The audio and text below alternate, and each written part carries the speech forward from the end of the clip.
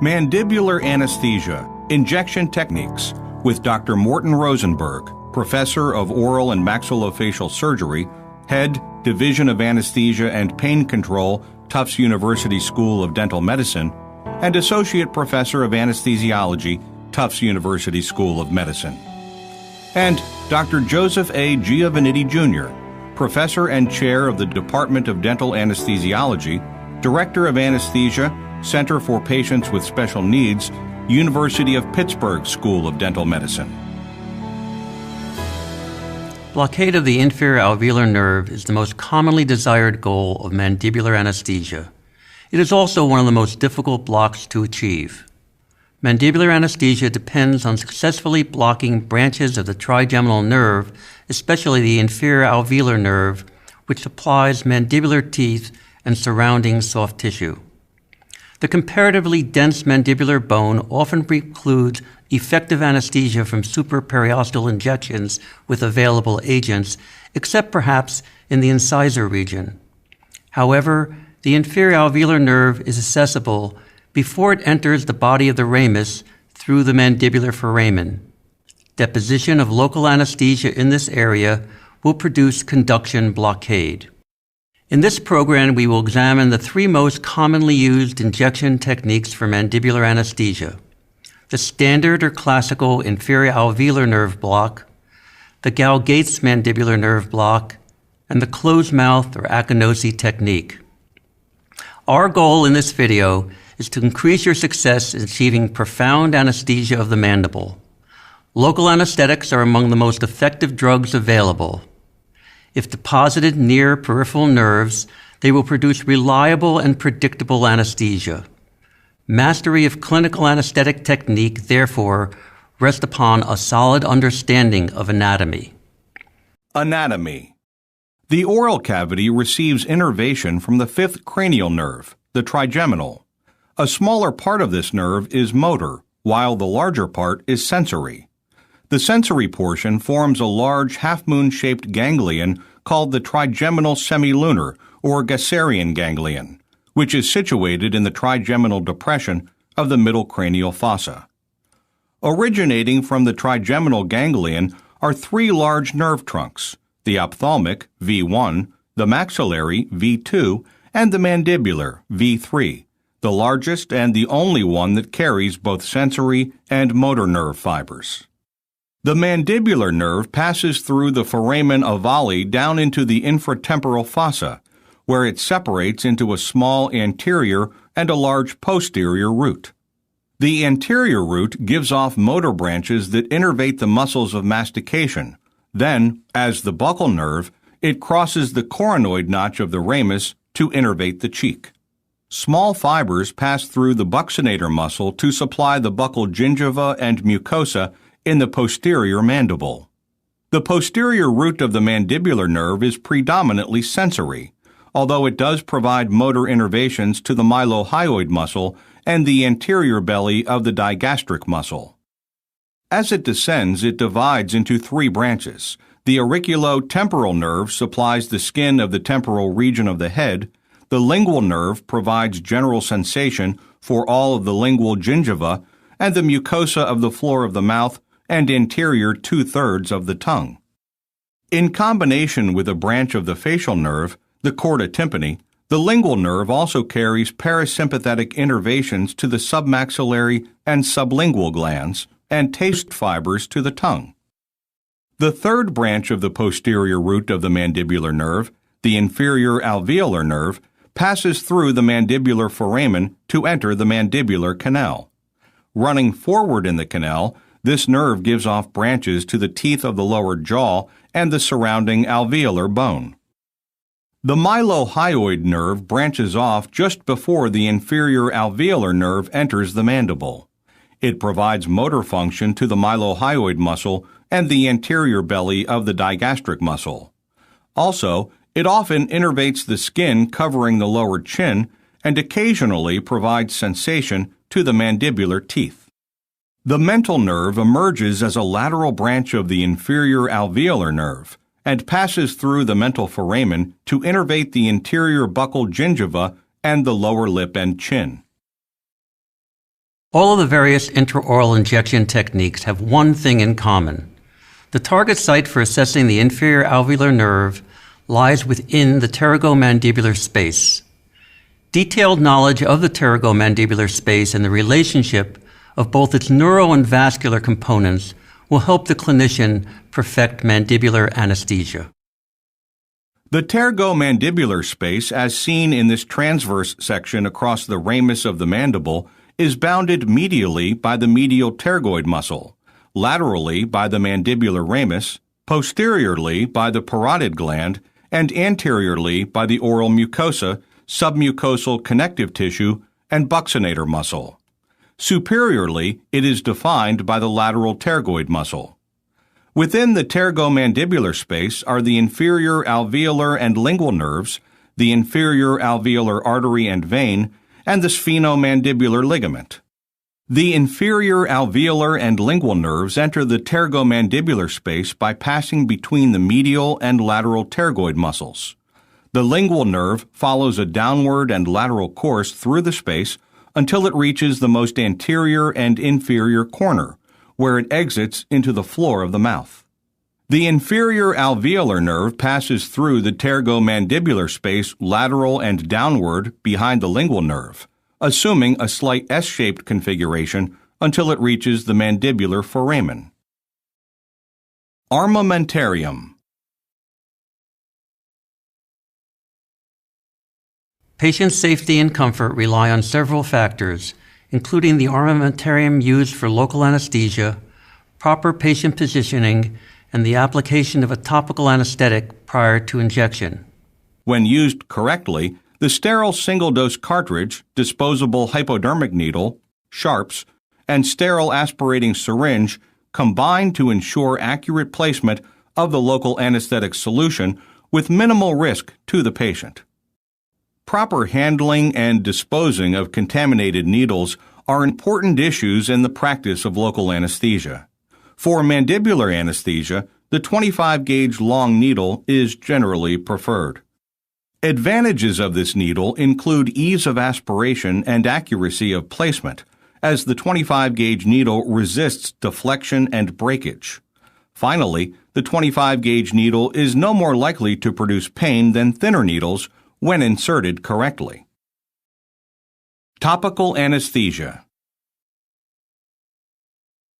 To desensitize the mucosa before needle insertion, a topical anesthetic is applied to the injection site. The mucosa is first dried with a sterile gauze, and a small amount of topical anesthetic is then painted on with a cotton-tipped applicator. After the topical agent has had time to take effect, it will result in mucosal anesthesia to a depth of 2 to 3 millimeters. Residual anesthetic and surface debris are removed with a sterile gauze immediately before injection. Patient operator positioning. The proper position for the dentist and patient during the administration of mandibular anesthesia is similar for all of the injection techniques reviewed in this program. The patient should be placed in the supine position with the legs slightly elevated. This position will avoid many of the psychogenic reactions encountered during the administration of mandibular anesthesia. For the right-handed operator performing a nerve block of the right mandible, the clinician should be seated in front of the patient with the patient's head turned to permit visualization of the oral cavity. For a right-handed operator performing a nerve block on the left mandible, the clinician should be seated behind the patient in the 11 o'clock position. The left thumb or a dental mirror is then used to expose the site of injection. Should placing the thumb in this manner prove awkward, the index finger may be used instead. Mirror images of these operator positions are used for the left-handed clinician. Injection Techniques Part 1.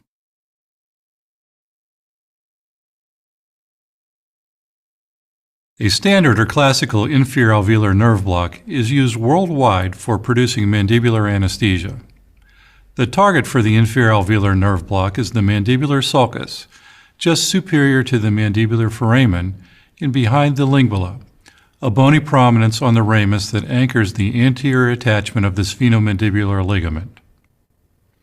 Deposition of anesthetic in this region will bathe the inferior alveolar nerve just before it enters the mandibular foramen. Intraoral landmarks are key to this injection technique. The height of the injection is established by the greatest depression of the ascending ramus, the coronoid notch, a concavity on the anterior lateral border of the ramus. With the syringe held parallel to the mandibular occlusal plane and at the level of the coronoid notch, the needle will be in a plane that intersects the mandibular sulcus unimpeded. Because of the lateral flare of the ramus, the syringe must be advanced from the contralateral premolar region for the needle to enter the sulcus. Clinically, the coronoid notch is determined by palpating the most lateral aspect of the anterior ramus. Here, the thumb, kept parallel to the mandibular occlusal plane, is moved into position within the coronoid notch. A line bisecting the thumbnail establishes the height of injection. The insertion point itself is on this line just lateral to the pterygomandibular raphe, the soft tissue roll that denotes the junction between the buccinator and superior constrictor muscles and marks the medial border of the pterygomandibular space. The lateral border of the space can be determined by palpating the deep tendon of the temporalis muscle on the temporal crest of the ramus. The insertion must be made medial to this landmark. With the patient's mouth wide open, the thumb is placed over the anterior border of the ramus and pulled laterally, retracting the cheek and the buccal pad until it rests within the greatest depression of the coronoid notch and is made parallel to the mandibular occlusal plane. With the syringe oriented over the opposite premolars, the needle is advanced to the insertion point lateral to the pterygomandibular raphe and at the height of an imaginary line bisecting the thumbnail. The needle is then inserted slowly through the mucosa and buccinator muscle and into the pterygomandibular space. A few drops of anesthetic solution delivered as the needle is advanced may help reduce the discomfort of needle insertion. Once bone is contacted after an insertion of 2 to 2.5 centimeters, the needle is withdrawn slightly and an aspiration test is performed. After a negative aspiration, approximately 2/3 of the cartridge is injected at a rate not to exceed 1 cartridge per minute. If lingual nerve anesthesia is desired, it can be easily achieved by withdrawing the needle halfway and depositing the remaining third of the cartridge after a second negative aspiration test. The needle is then removed and the patient is allowed to rest for the 3 to 5 minutes it normally takes for anesthesia to develop. Long buccal nerve block. The long buccal nerve crosses the external oblique ridge in the retromolar area and provides sensory innervation to the mucosa of the cheek and the buccal mucosa and mucoperiosteum of the molar region. It often supplies accessory innervation to the molar teeth. For this reason, the long buccal nerve block is routinely performed in conjunction with the standard inferior alveolar and lingual nerve blocks. With the palpating thumb on the external oblique ridge, the needle is inserted 2 millimeters until bone is contacted. 1/4 of a dental cartridge is then injected. Injection Techniques Part 2. Occasionally, modifications of the standard technique have to be made to achieve a successful injection. For example, during insertion, the needle may prematurely contact bone. This may occur when the patient has a narrow face, when the insertion point is more lateral than ideal, or when the barrel of the syringe is positioned too posteriorly over the contralateral teeth. Regardless of cause, the needle tip strikes bone too anteriorly on the ramus and must be repositioned.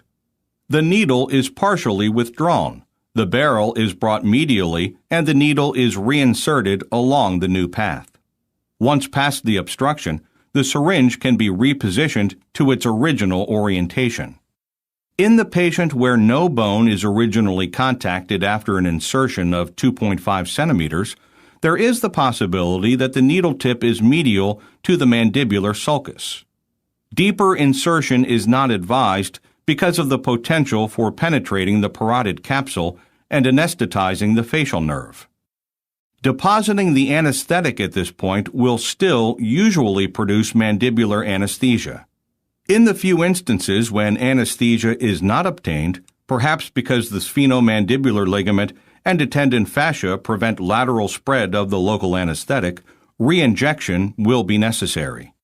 To ensure that bone is contacted during the second injection, the insertion point can be moved slightly more lateral to the pterygomandibular raphe as the syringe is oriented over the contralateral mandibular first molar region. Then, when bone is contacted, gentle repositioning of the syringe and probing with the needle until it is felt to drop into the mandibular sulcus can be performed.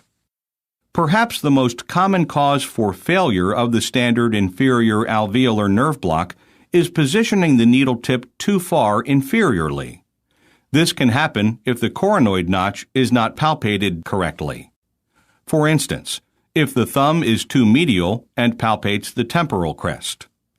Even if the notch is correctly identified, bisecting the thumbnail will misidentify the insertion point if the thumb is not parallel to the mandibular occlusal plane. These errors are more likely to occur in the patient who is missing posterior teeth. The prognathic mandible represents a special challenge because in this case, the greatest concavity of the coronoid notch is not predictive of the mandibular sulcus, which lies some distance superiorly. Therefore, in patients with class 3 malocclusion, the insertion point should be made 1 centimeter above the line bisecting the thumbnail. Gow-Gates technique, Part 1. The notion that failure of mandibular anesthesia is often associated with inferior placement of the needle has led to injection techniques in which the needle is inserted higher within the pterygomandibular space. The most successful of these is the technique developed by Dr. George Gow-Gates. The target for the Gow-Gates injection is the neck of the condyle, just below the insertion of the lateral pterygoid muscle.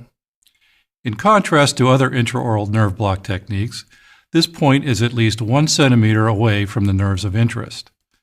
Therefore, medial, anterior, and inferior distribution of the anesthetic agent within the pterygomandibular space is essential for anesthesia to occur.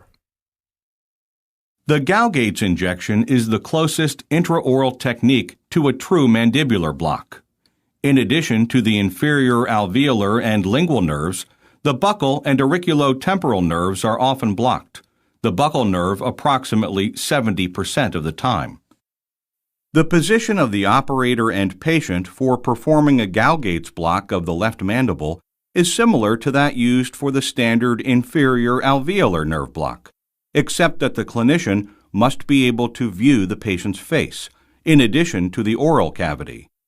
The Gow-Gates technique relies on extraoral landmarks to establish the plane of insertion. With the mouth wide open, the angles of the mouth, the lower border of the tragus, and the neck of the condyle lie in the same plane. The needle is advanced in this plane just medial to the deep tendon of the temporalis muscle and through loose fatty connective tissue until it strikes the lateral neck of the condyle. Perhaps the most challenging aspect of this injection is determining the proper angulation of the syringe within the plane of insertion. According to Gow-Gates, the lateral flare of the tragus parallels the proper orientation of the syringe. Normally, the barrel of the syringe is placed over the contralateral canine. For a tragus that lies flat against the face, the syringe will be located anterior to the canine. With a divergent tragus, it will be posterior to the canine. The patient is requested to open maximally for this injection. External landmarks, the angles of the mouth, and the inferior border of the tragus are visualized and the plane of insertion identified. The flare of the tragus is also evaluated to determine the angulation of the syringe within the insertion plane. The cheek is then retracted with the left hand. For convenience, the thumb may be placed on the interior border of the ramus. The index finger may then be inserted in the intertragic notch and thus behind and lateral to the condylar neck to provide a tactile target for the needle. Gow-Gates technique, Part 2. With a syringe barrel over the contralateral canine and adjusted mesially or distally, according to the flare of the tragus, the needle is advanced through the mucosa just medial to the previously palpated deep tendon of the temporalis muscle. Normally, the insertion point is slightly distal to the maxillary second molar and at the height of its mesial lingual cusp.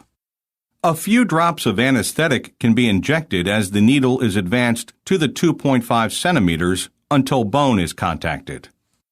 When the needle impinges on the condylar neck, it is felt as a solid stop, in contrast to a glancing contact.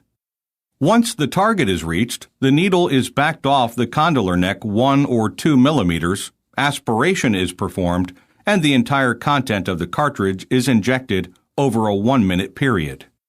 The patient is then cautioned to keep the mouth open for 30 seconds after the needle is withdrawn. This maneuver is thought to help spread the anesthetic solution and minimize the distance from the injection site to the nerves of interest. Typically, anesthesia occurs within 5 minutes after injection. When properly performed, the Gow-Gates block offers some advantages over the standard inferior alveolar nerve block. Because the anesthetic is deposited high up within the pterygomandibular space, it is less likely that various branches of the mandibular nerve, which may provide anomalous innervations of the mandibular teeth, will escape being bathed in anesthetic solution. Also, fascial barriers to anesthetic distribution may be less problematic than with the standard injection. In contrast to the inferior alveolar nerve block, however, anesthesia is unlikely to be achieved with the Gow-Gates injection unless bone is solidly contacted at 2.5 centimeters, plus or minus 2 millimeters. Two reasons commonly account for failure to encounter bone at the proper insertion depth. First, the clinician may have positioned the syringe improperly within the plane of insertion. If the angle is too great or the insertion point too lateral, bone will be hit prematurely. It is also possible, though unlikely, that the needle will pass through the sigmoid notch of the ramus without striking any bone at all. Bone will not be contacted either if the angle is insufficient or the insertion point too medial. Correction involves ensuring that the point of insertion is just medial to the deep tendon of the temporalis muscle and appropriately reorienting the barrel of the syringe. For instance, if the insertion point is correct but bone is contacted prematurely, then the needle should be partially withdrawn and the barrel of the syringe moved mesially along the contralateral quadrant before reinserting the needle to the final depth. A second explanation for failure to contact bone is that the patient's mouth is not open sufficiently for the neck of the condyle to rotate downward and translate forward into the plane of insertion. If the patient cannot perform this task because of trismus, then the Gow-Gates block should not be attempted. Instead, the closed mouth technique may be considered. Akinosi technique. The closed mouth approach to mandibular anesthesia, or Akinosi technique, uses the cleft between the ramus and the maxilla in order to access the pterygomandibular space. Although the target for injection is not well identified, there being no bony contact to indicate proper insertion depth, the needle ends up in the pterygomandibular space somewhat superior and medial to the standard inferior alveolar nerve block. The extent of intraoral anesthesia is similar to that of the Gow-Gates block. With the patient's head adjusted to facilitate visualization of the retromolar region, the cheek is retracted with the thumb to expose the insertion point midway between the ramus and the maxilla at the height of the mucogingival junction of the maxillary molars. With the syringe parallel to the occlusal plane, the needle is inserted posteriorly through the mucosa and buccinator muscle to enter the pterygomandibular space. As the needle is slowly advanced to its ultimate depth of 2.5 centimeters, a few drops of anesthetic can be administered to reduce discomfort during insertion. After a negative aspiration is obtained, the entire cartridge is slowly injected. Although the closed mouth technique is essentially a blind injection, it is technically easy to learn and of great advantage in the patient with limited jaw opening. It is also perceived by some patients as less stressful than the standard inferior alveolar nerve block, yet comparable in onset time and anesthetic efficacy. When failure does occur, it is usually caused by the needle being angled too medially.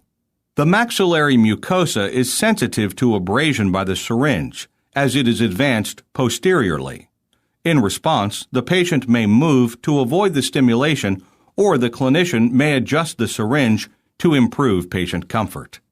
In either case, lateral rotation of the syringe automatically forces the needle medially. A possible answer to this problem is to bend the needle approximately 15 degrees at the hub. Then the syringe can be kept off the mucosa as the needle is advanced posteriorly. Mental nerve block. The mental nerve may be anesthetized for procedures involving the chin and lower lip, the buccal mucosa and mucoperiosteum from the premolars to the midline, or to supplement an incomplete inferior alveolar nerve block. The target for the injection is at the mental foramen, situated just below the apex of the mandibular second premolar. Its location can be determined with the aid of radiographs and by gentle palpation in the buccal vestibule. For a successful mental nerve block, there is no need to penetrate the mental foramen with the needle. This injection is best accomplished with the clinician positioned behind the patient. The lip is retracted between the thumb and forefinger, and the foramen is located.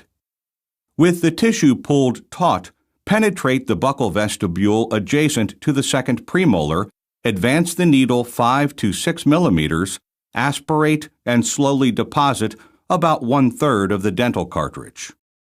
Successful and safe local anesthesia is the foundation of modern clinical dentistry. Only with a thorough understanding of local anesthetic techniques and their anatomical basis can we accomplish our goal of providing high-quality dentistry in a pain-free environment.